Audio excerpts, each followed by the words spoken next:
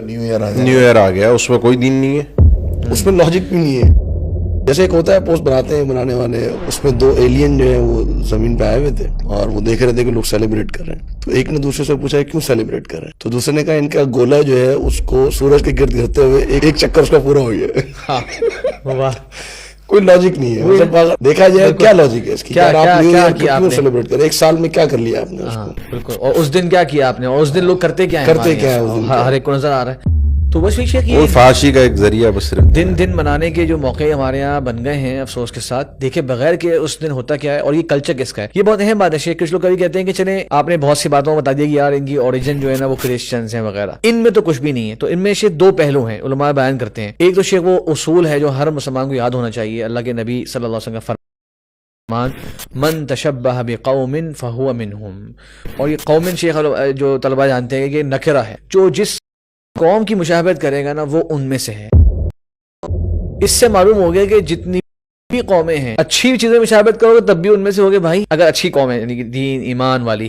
اور اگر بری قوموں سے مشابہت کرو گے ان کی کسی چیز کے اندر تو تم ان میں سے ہوگے. اب کون چاہ رہا ہے، پسند کر رہا ہے کہ آج اس کا اٹھنا قیامت کے دن جو ہے وہ ان کے ساتھ ہو جو اللہ کو نہیں مانتے تھے. ایک اس میں اصولی بات یہ ذہن میں چاہیے. دوسرا ابن تیمیہ رحمہ اللہ نے بڑی زبردست اس میں اقوال ذکر کیے ہیں، میں کوٹ کرنا چاہوں گا. اقتداء و صراط مستقیم امام ابن تیمیہ کی مشہور کتاب ہے. اس کے اندر انہوں نے خاص طور پہ یہ تشبہ اور کفار کے ساتھ کس طرح کا تعامل ہونا چاہیے اور اسلامی تاریخ میں کیسا تعامل رہا ان کے ساتھ ہمیشہ، اس پہ بہت تفصیل سے 2 جلدوں میں باقاعدہ ایک کتاب ہے ان کی. وہ کہتے ہیں کہ ظاہری طور طریقوں میں مشابہت جو ہے وہ اخلاق اور اعمال تک بھی رسائی اس کی ہو جاتی ہے. آپ بولیں گے کہ میں تو خالی کپڑے ان کے سے پہن رہا ہوں، میں تو خالی وہ دن سیلیبریٹ کر رہا ہوں اپنے انداز سے. نہیں، انہوں نے کہا کہ پھر وہ اخلاق میں بھی ان کے اخلاق آئیں گے آپ کے پاس اور ان کی جو حرکات ہیں وہ بھی آپ تک منتقل ہوں گی.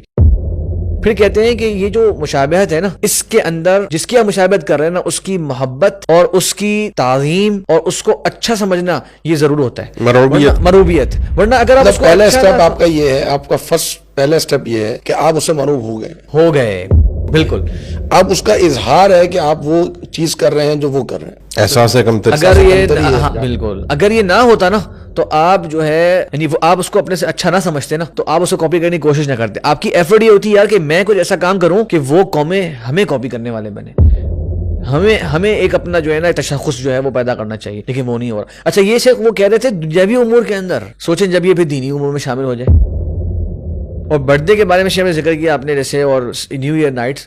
ہر بندہ ہم میں سے سوچے خالی برتھ ڈے سیلیبریٹ ہو گئی، کیا حاصل ہوا؟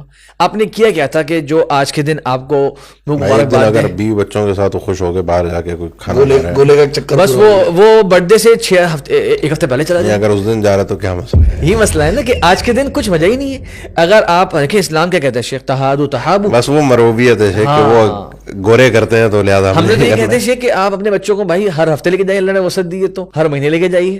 کیا منع ہے؟ اصل یہ چیز ہے کہ دیکھیں آپ وہی بات ہے نا کہ جی آپ سیلیبریٹ کر رہے ہیں وہ ہمارا جو دن منانے والا کانسیپٹ جس پر ہم پہلے بات کر رہے تھے کہ جی آپ نے ایک چیز کا دن خاص کر لیا کہ جی یہ دن اس دن کو منانا ہے بس.